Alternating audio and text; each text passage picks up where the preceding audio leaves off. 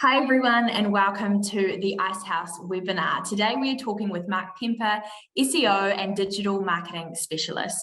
Pure SEO is a digital marketing agency here in New Zealand that provides SEO, search engine marketing, social media marketing, content creation and online advertising services. As digital marketing becomes more and more important, we wanted to share some insights and practical tools alongside our friends at Pure SEO with our community so they can implement Google Ads and digital marketing practices into their businesses. So this webinar is called Search Engine Marketing Google Ads 101 and we hope it is helpful. Welcome, Marc. Thanks for being here.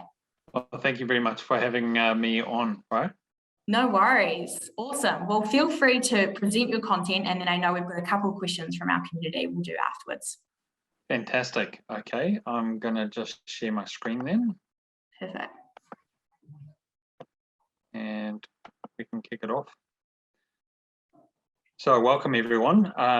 This is a topic pretty close to my heart. I've helped hundreds of business owners over the years and I didn't start out in this industry, but I'm really passionate about helping businesses get an edge online.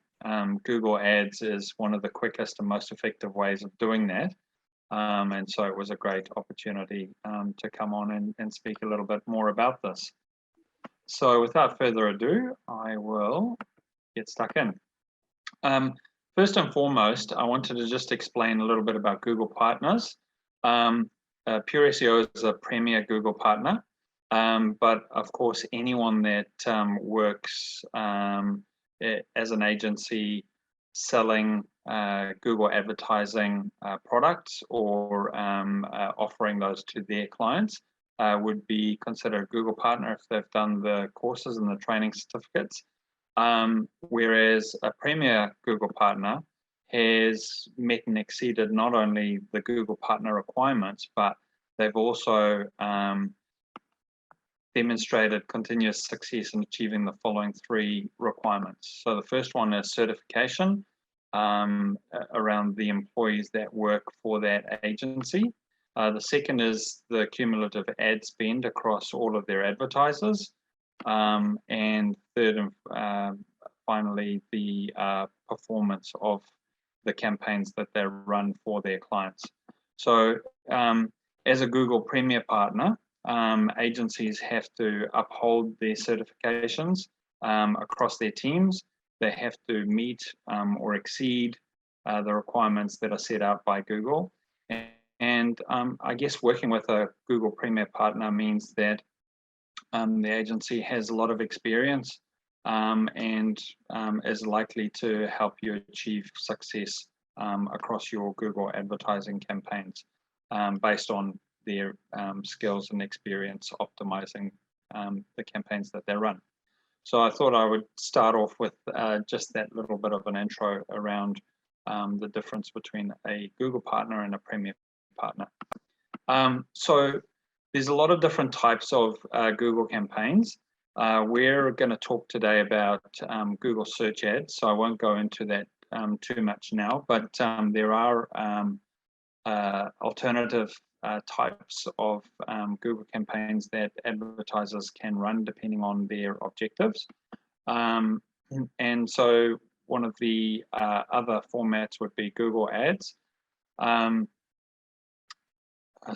YouTube ads. YouTube advertising is proving to be more and more successful as consumers switch their consumption habits to video more and more. Just recently, Cisco announced that by next year, they expect that 80% of household internet traffic to be consuming video. And so a significant chunk of that, of course, is going to be YouTube ads. And I think 3.8 million Kiwis access YouTube in a given month. And the average consumption across that month is normally 30 hours per month on average. So that's a significant opportunity for advertisers, and I'm sure we've all seen and experienced YouTube ads. Google Shopping ads is another type of campaign, particularly for e-commerce businesses. and very neat opportunity for those online retailers to showcase their products on the search engine results page specifically.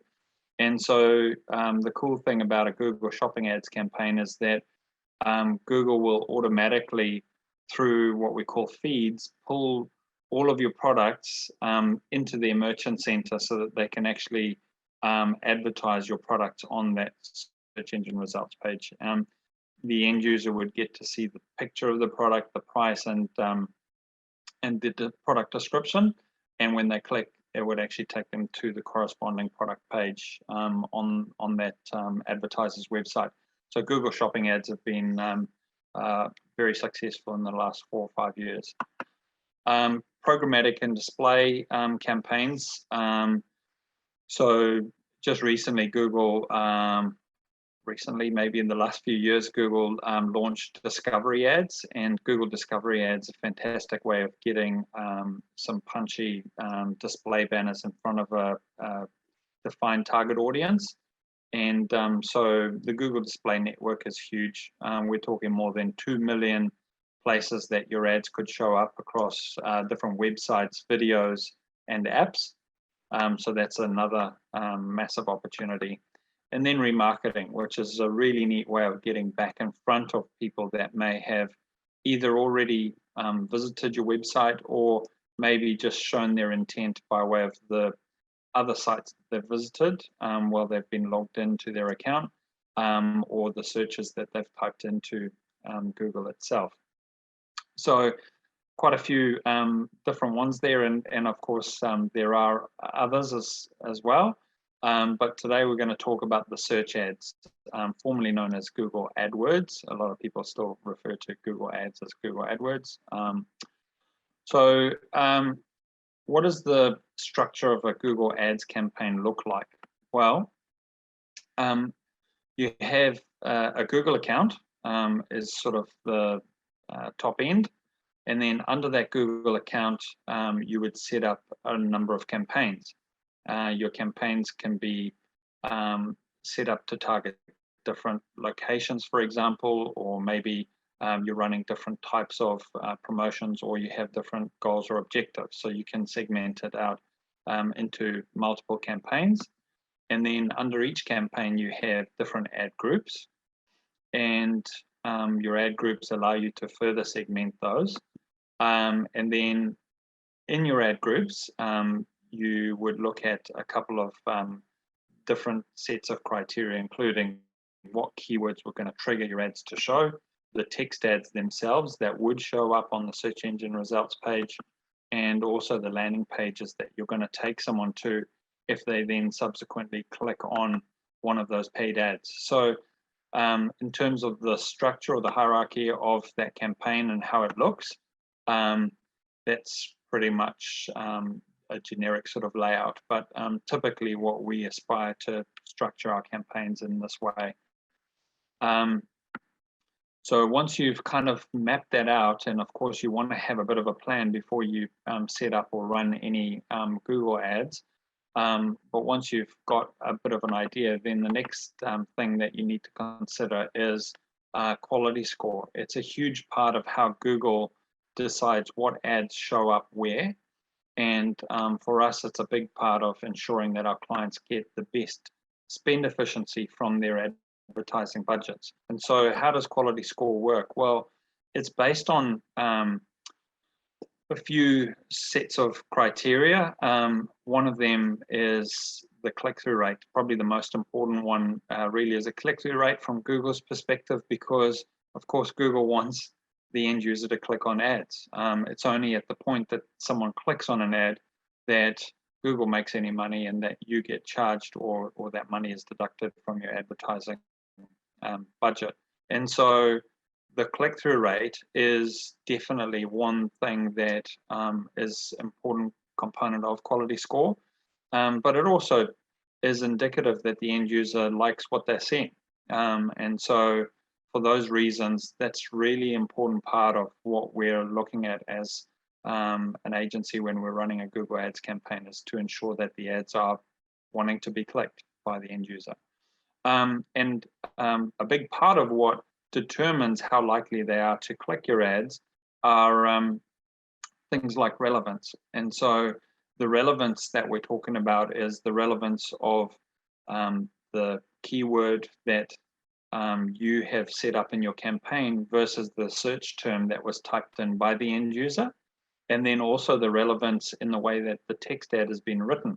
So I'm going to give you some examples of text ads shortly, but the relevance is really important because, again, Google wants to make sure that the user experience is a good one, because otherwise people will stop clicking on paid ads. And so making sure that the advertisers are keeping their ads relevant to the user intent is important.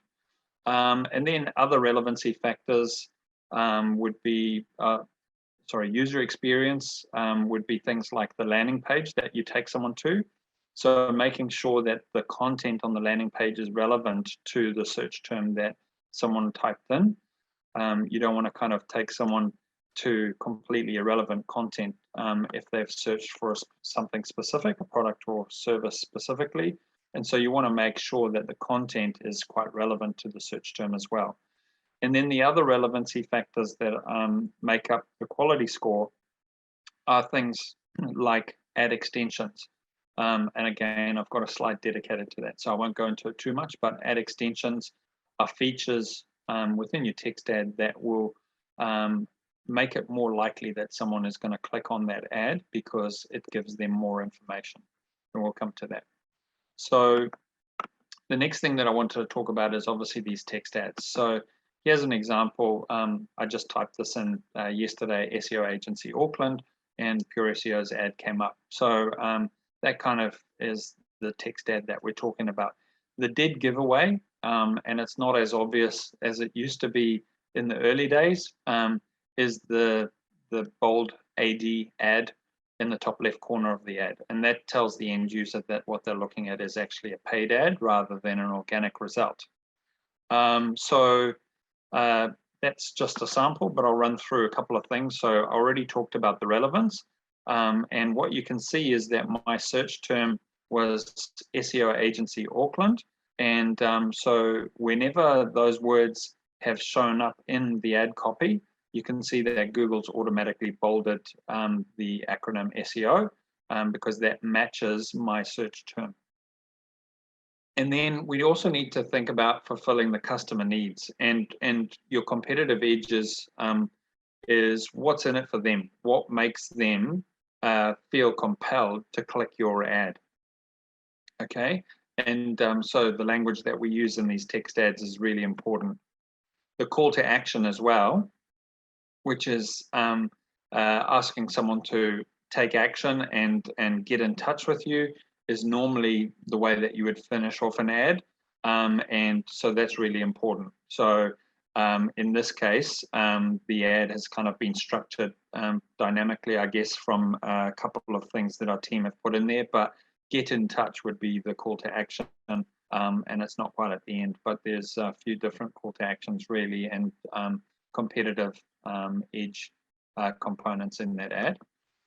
Proper use of ad extensions. So in this case, because you can have multiple ad extensions selected and the criteria fulfilled, but Google decides which ones to show and when. So it doesn't show all of them, but the ad extensions that we see visible here would be the phone number. That's a phone extension, and also the site links at the very bottom. You can see e-commerce SEO, SEO for SMBs, international SEO, and enterprise SEO services. So that those are also site extensions. Dynamic keyword insertion, DKI, is very important as well, because again, there's so many different ways that the end user will search for something, and you may not necessarily know every single keyword that's likely to be typed in, or you may not set your campaign up to mirror every single keyword. And so the way that you write your text ads can also include dynamically some of the search terms that have been used will be automatically injected into your text ad copy when you use DKI. And in doing that, it increases the relevancy which of course in turn improves your quality score as well. Split testing, when it comes to text ads, and well, everything that we do in digital marketing is always about measuring the performance of your campaigns and how they work, and so that you can raise the bar and continue improving them. So when it comes to how your text ads improve, we actually split test them. So we would have multiple ad copies at any given time, 5+ per ad group, and so we're testing every single ad in its own right against the others, and then the ones that are underperforming would be swapped out and replaced with new ad copy, and kind of repeat the process over and over. In doing that, you're continuously improving your overall quality score that you're likely to get from your different text ads. So I mentioned ad extensions before, and the ad extensions are a great way of improving the information that the end user gets to see. So when your ads show up at the top of the page, typically Google is more likely to show your ad in a stronger position, and potentially for a lower CPC based on what we call expected click-through rate. And the expected click-through rate improves when you fully utilize the ad extensions for a couple of reasons, and I'll come to that as we go through them. So you get improved visibility, increased value for the end user. If you take a look, and I just use some generic examples, you'll have to excuse these are US ads, but this arrow is pointing at what we call an address extension and a location extension, so that actually puts the address in there. The phone number, as you saw on the previous slide with the pure SEO text ad, again, making it very easy for someone to contact the advertiser. The site links that will actually take you to a specific page on the advertiser's website. Keywords, this is probably the most important part of the process. When it comes to understanding your target audience and how you're going to get in front of them, it's really important to put your consumer hat on and think, what language and what search terms are people likely to be typing in that would lead me to believe that it's someone that is looking to engage with my business. And so typically these keywords are quite descriptive or prescriptive in terms of what they're looking for. And it's important that you don't go too broad on the keywords, because there's a lot of people that would see your ads otherwise who aren't necessarily in the market for your product or service at that moment in time. And so you're really trying to target people that are low down in the buying funnel and ready to engage or buy a product. So just something to think about. So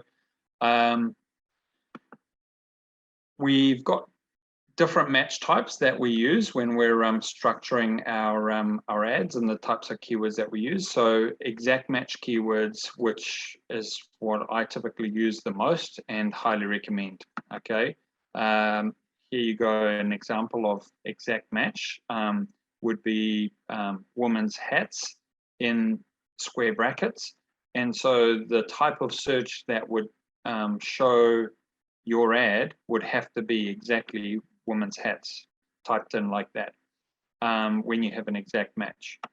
If you're using a phrase match, which is still okay, that's good.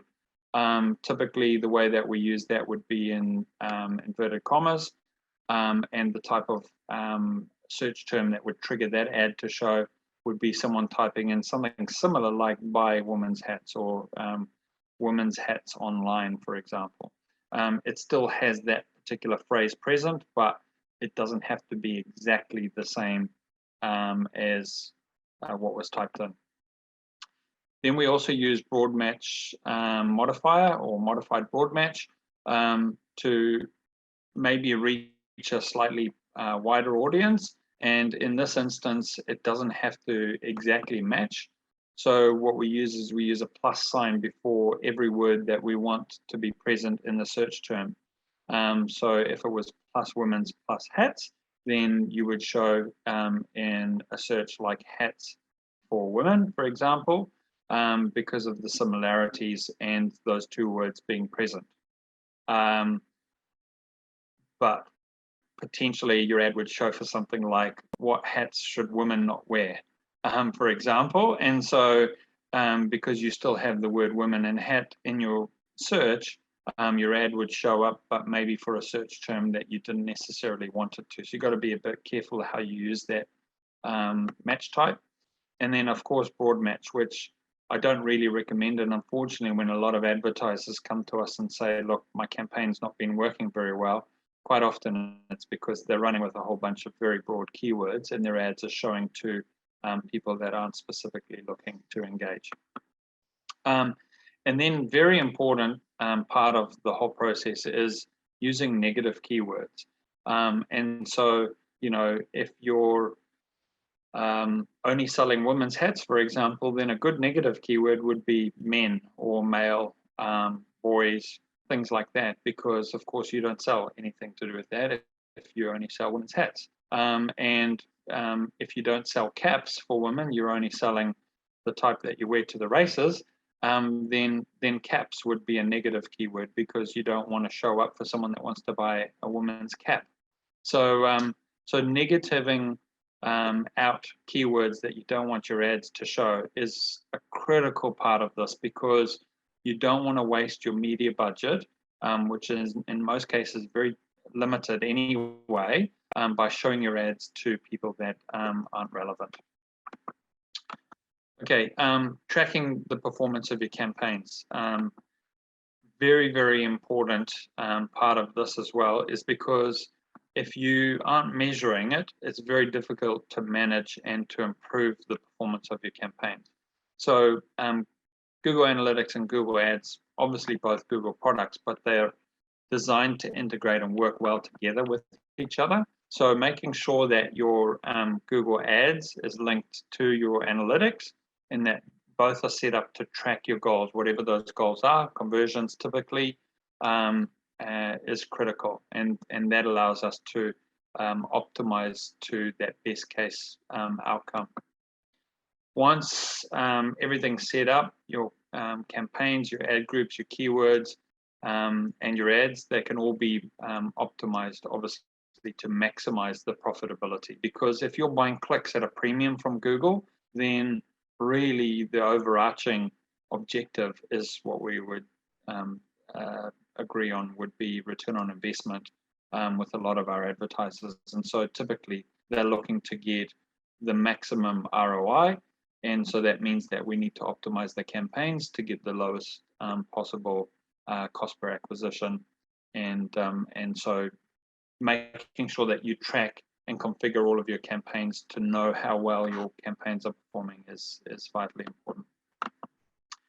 Common mistakes that we see made.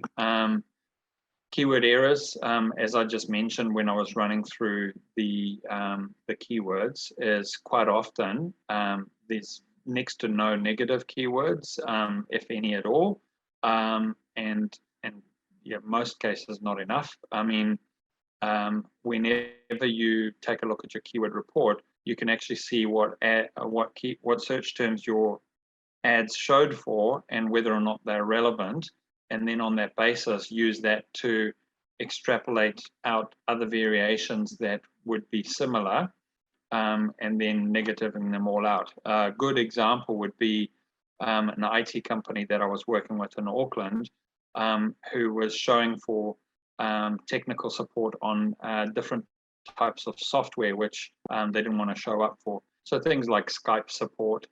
Yes, they do technical support for businesses, but they didn't want to be someone who Joe and Mary called up when they had problems with Skype at home.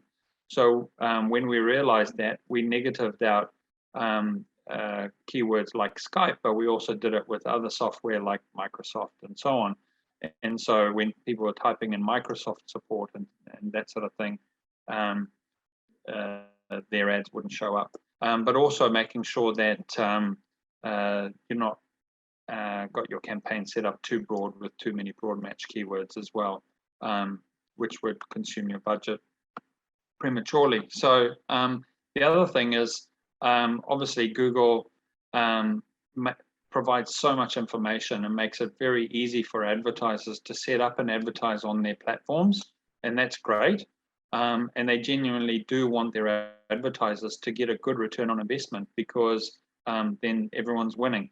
However, there's very little accountability when it comes to Google making sure that you achieve the return on investment that you want to. And so one of the things that you need to be careful of is that your campaigns are set up, best practice and in a way that is designed to help you achieve your goals. Now, quite often, I've had clients contacted by Google themselves to say, hey, we can help you with your campaign.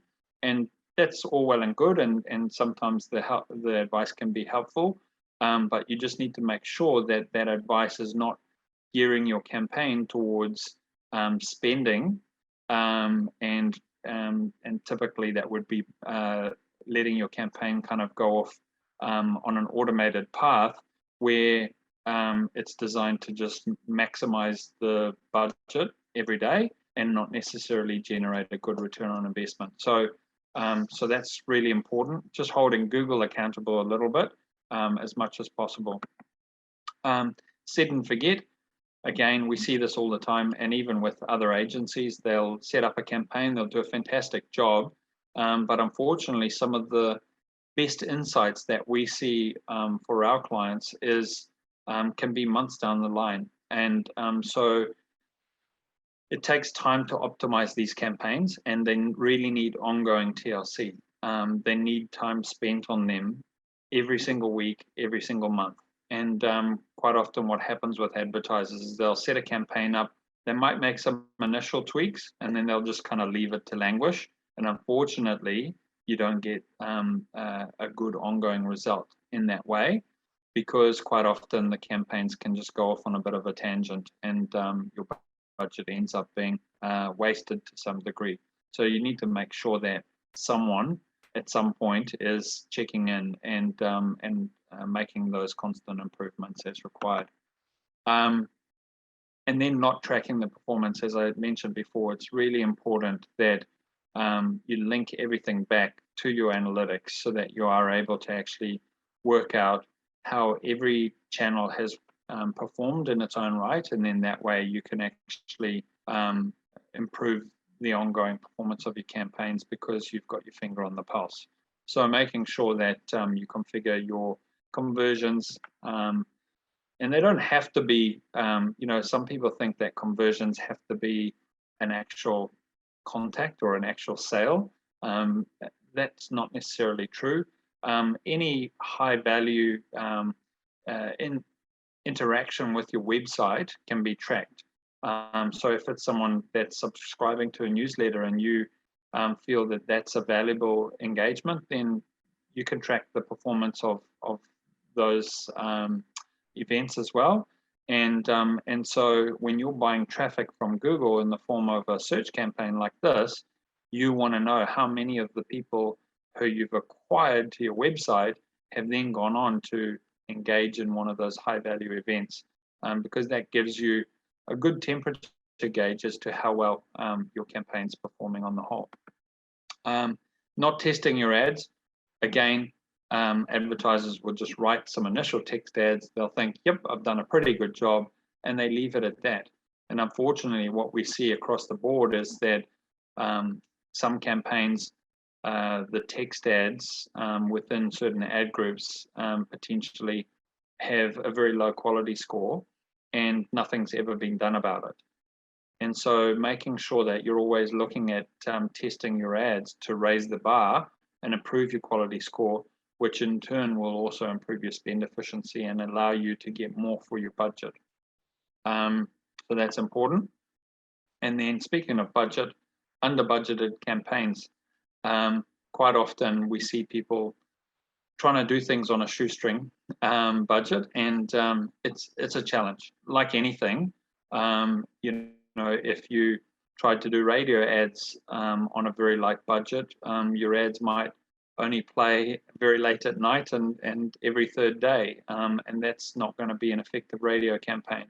If you tried to do it as a display signage, you didn't have a billboard budget, then you'd end up with a footpath sign. So like with anything, you kind of get what you pay for. And in the Google Ads world, if your budget is light, it can affect a couple of things. One, your impression share, so you don't show up as frequently as you could or should to your target audience when they're searching for your product or service. Secondly, your page position can suffer. So your competitors have a stronger page position. And a couple of reasons why that's an issue is that if your page position is poor, then your click-through rate is likely to suffer. And therefore, you get a lower quality score, which means that the few clicks that you can afford, you end up paying more than you would have otherwise.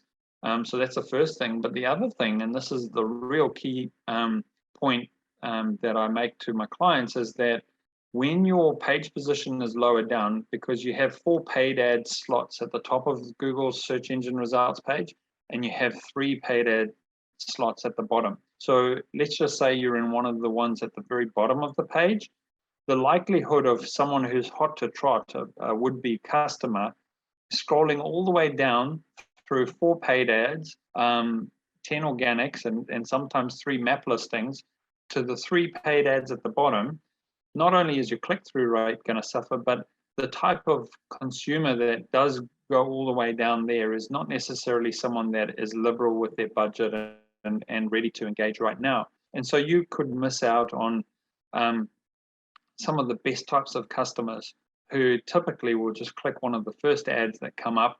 And as long as you're polite and friendly and answer the phone, you get that opportunity. And so it's making sure that your ads are in that prime position as much as possible. And that's not going to happen if your budgets are too light. So really important that you have the appropriate budget. And then I guess, I talked about Premier Partners before. I think it's really important that you understand the basics of a Google Ads campaign. And don't get me wrong, I could probably teach my teenage daughter how to set up a Google Ads campaign. It's not that difficult, once you know the basics. You do have to be very careful if you get some things wrong that you're not throwing money down the drain. And so, quite often we've got a bit of a joke in the industry. You can teach someone how to use a pair of scissors, but you wouldn't let them cut their own hair. And I think, that probably applies in this case, is that sometimes it is best to get the experts to help you, at least even with the setup and maybe the first couple of months of optimization, just to get you on track. And make sure that you're going to get the best value from your advertising campaign. And with that, any questions, Brian? Wow, that was so insightful. Thank you so much, Marc, for all the information that you've shared. And personally, love the insights into keywords and just how specific and how important it is to get specific. And the importance of tracking as well. I thought that was brilliant. And I'm sure a lot of business owners that are watching or listening could probably relate to the common mistakes as well. Lots of sort of set and forget and that sort of thing. I'm sure people may be a little bit guilty of at times. So it's really good to get some insight from you. I have a few questions that we can fire through from our community.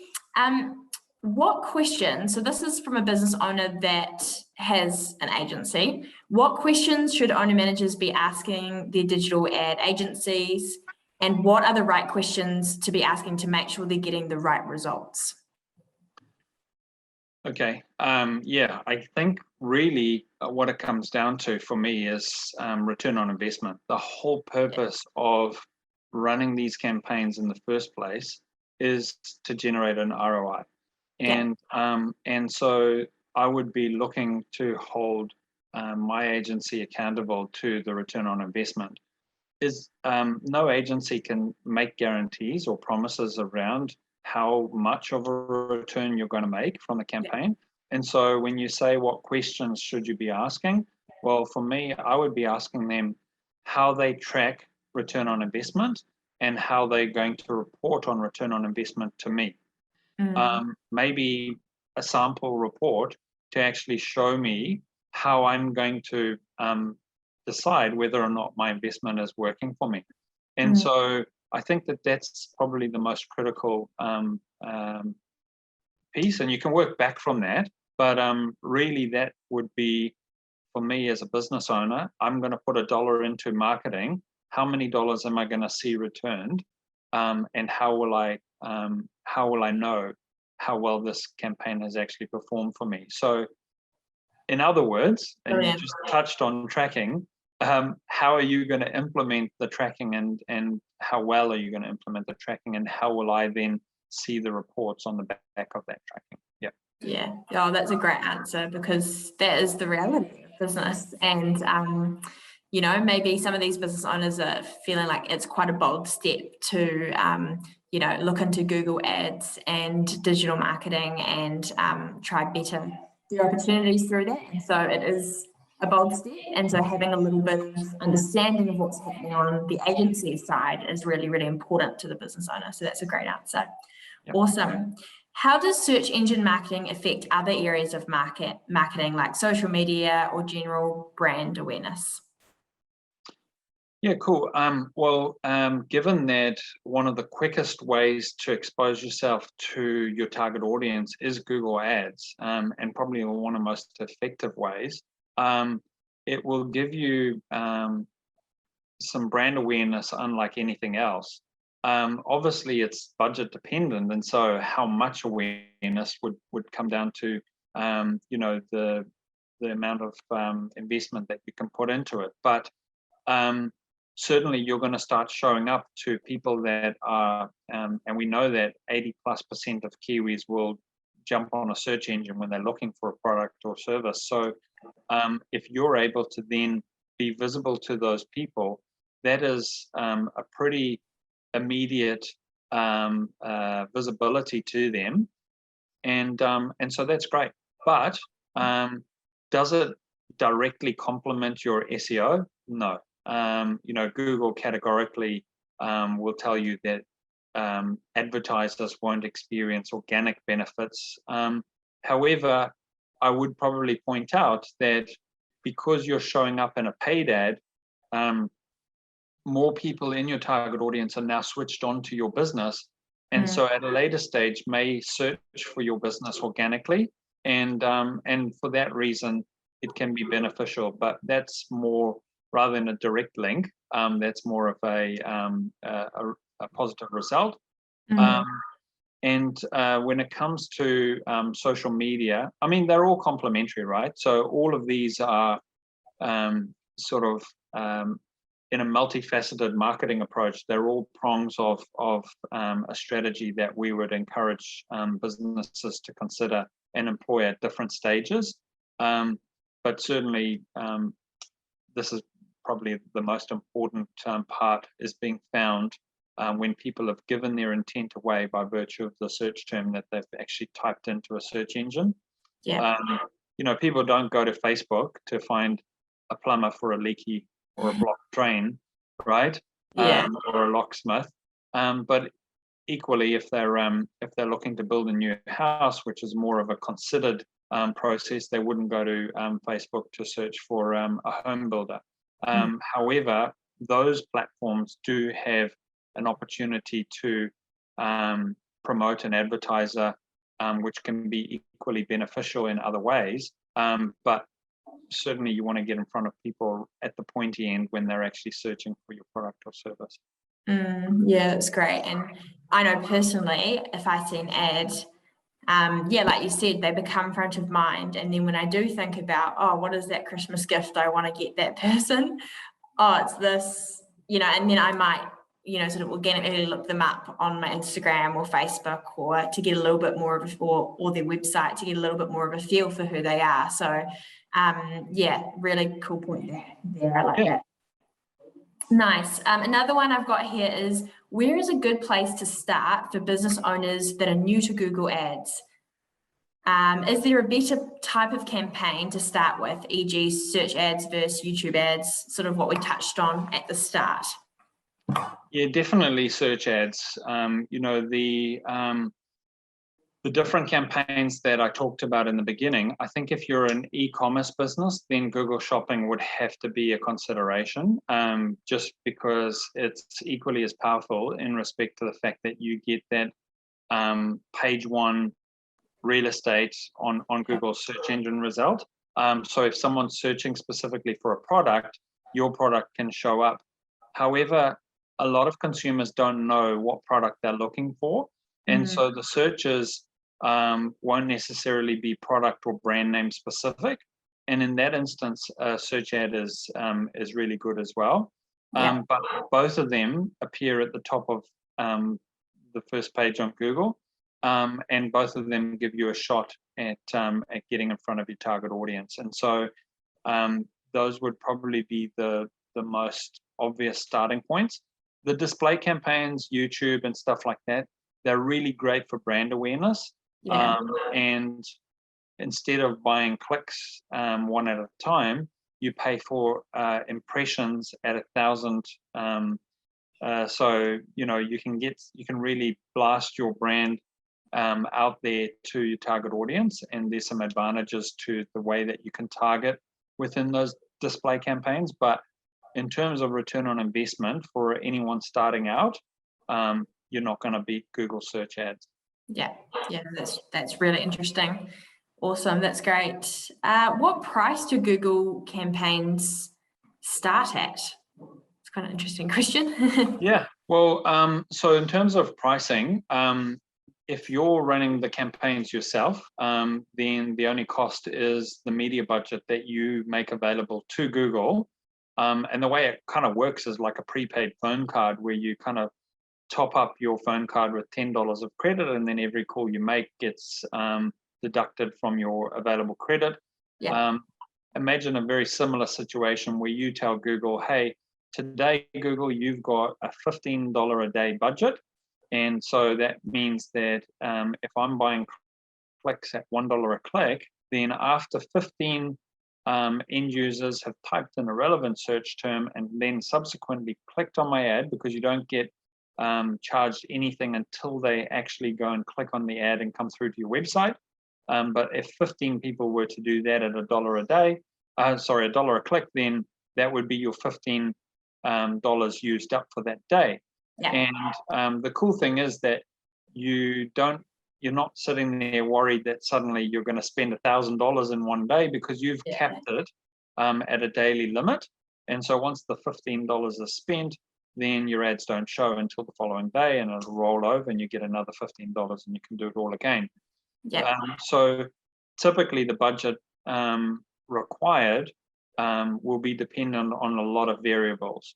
And so if someone needed some help with that, then you would really want to speak to an agency that has some experience, a premier Google partner ideally, but someone that can actually calculate the required budget based on things like how many keywords you want to appear for.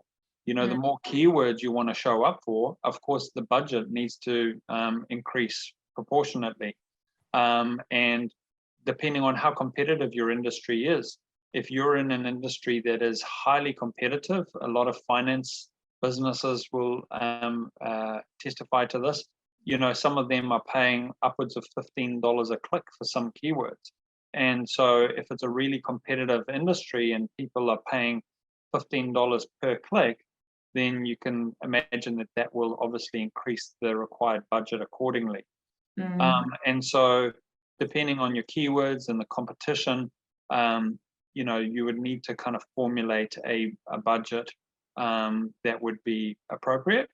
And then over and above that, if you had an agency looking after your campaigns, typically the way that they operate is they would charge a monthly management fee to look after your campaign for you. And that really pays for the time for that TLC that I was talking about, for someone to be hands-on with your campaign and optimizing and improving it on a regular basis. So the cost of these campaigns would be your media budget that gets paid to Google, plus any management fees. And you want to make sure that you're not paying your media budget to your agency. because there have been situations with agencies that clip the ticket twice. So they might be already charging you a management fee, but potentially are also clipping the ticket on the media budget. If you're saying, I want to spend $15 a day buying clicks from Google, then you want to know that all $15 of that is actually going to that intended purpose, and not another $2 going in someone else's pocket.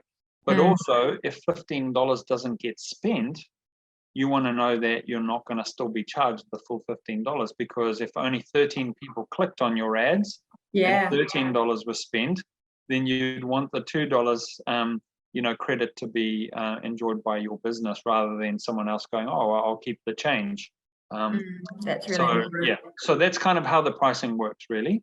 That's so interesting. Yeah, that's really important. I hadn't thought about that from an agency perspective when working with them, and important for the business owner to know exactly where that money's going. So yeah, awesome, cool. We've heard a little bit, and it may be too soon to comment on, but we've heard a little bit around iOS changes. Are there any changes that are coming that could potentially be interesting for a business owner to know about in the world of marketing? Probably too big of a question. No, that's a good question, actually. Cool. Well, there's always changes, but just a few months ago, Apple have changed the landscape for Google advertisers significantly, in the form of their iOS 14 update that they did. And essentially what it means is that when you're using an Apple device, the apps have to actually explicitly request permission for you as the end user to share your private data with advertisers. So, of course, most people opt out of that. And what that's doing is it's playing havoc on the tracking that I was talking about for advertisers, in terms of the quality of the information that they're getting, but also your conversion tracking as well. As I said, it's really important to be able to close the loop and understand what clicks resulted in conversions.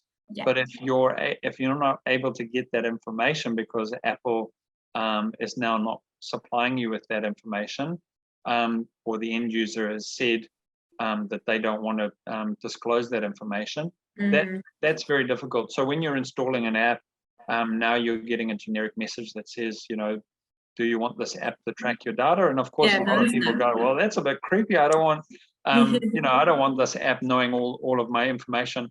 Unfortunately, it's not following all your steps and all of your personal habits to any great extent, but it is giving some good signals to advertisers to ensure that the products and services that are being promoted to you are of interest. And so the information that we would typically get would be things like age, gender, parental status, things like that. And if we're not getting that information now from these apps, or only getting it sporadically, then of course that's impacting the quality of the advertising result. At this stage, my understanding is it's only across Apple devices, but there's already been a lot of talk about Android following suit, and so I wouldn't be surprised to see these changes roll out across the board. And a lot of people will say that it's about protecting the privacy of the end user, and I get that. But at the same time, if you're going to see ads anyway, which publishers are able to show you advertising one way or another, wouldn't you rather see ads that are relevant to you specifically, based on your interests and things that are relevant to you, rather than just seeing generic ads and hoping that they're relevant? So, I kind of see both sides of the equation, but unfortunately, it is at the moment playing havoc on some of the search is exempt, so the search campaigns we were talking about aren't really impacted. That's good to know. By this, it's more the YouTube and the display and discovery campaigns that would be affected by these changes. Awesome, good foresight, and maybe it's another webinar in a year's time to to go over a few of those things and how they've played out. But good to know the crux of what we've talked about today isn't entirely affected, which is No, it's not. And the other thing to just mention is that, you know, when it comes to these changes, we're used to changes. You know, Google makes hundreds of changes every year on us, and some of those are really big changes. And so one of the other advantages to using a Premier partner is that we can think outside the box a little bit and come up with some counterintuitive solutions to how we can still get you a good result from your advertising, even in the absence of some of this data that we're now not able to see. Yeah, no, that's really, really good to mention. And a good sort of segue into the last question I've got here, which is how can an agency like Pure SEO support a small, medium-sized business owner and business?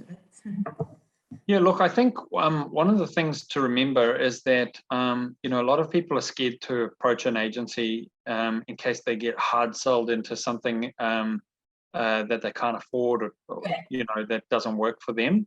And you know, that's really sad to think that that would inhibit someone from actually speaking to a professional, because one of the things that I'm really passionate about is educating and sharing information with business owners.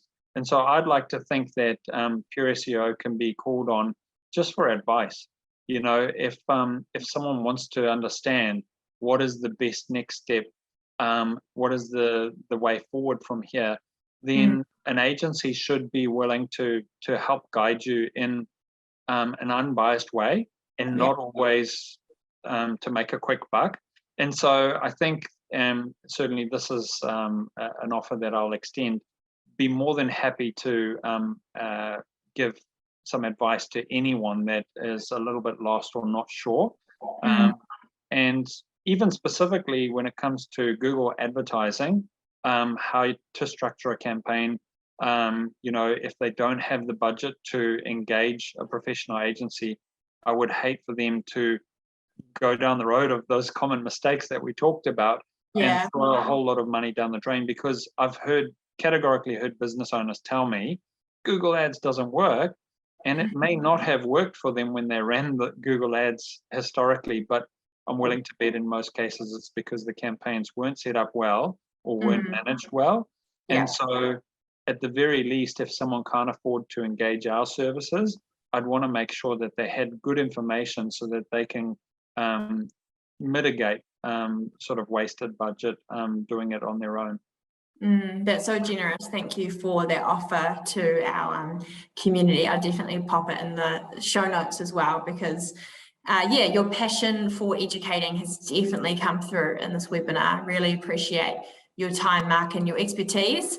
Any business owners? I was just, sorry, Brian, I was just going to say, there's actually some really good resources online as well. Awesome. So maybe if you are sharing links, you know, Google actually provides a lot of information on, and you've got to realize that it comes with a bit of a Google slant, but they actually provide a lot of free advice and information on how to set up these campaigns properly and manage the campaigns properly. So I can send you a link to share, you know, with your community on awesome. How they can access that info. Yeah, that's great. Actually, yeah, good reminder that actually Google themselves do some good sort of accreditations or courses that you can do through them to learn things, sort of guide yourself through the process. And brilliant content on their end as well of how to use their products. So if you could send those links through, we'll definitely put those in the show notes as well. Awesome. Yeah, thank you so much again. I know those listening and watching would have got a lot from this webinar, so I appreciate your time. Oh, I hope so. Thank you.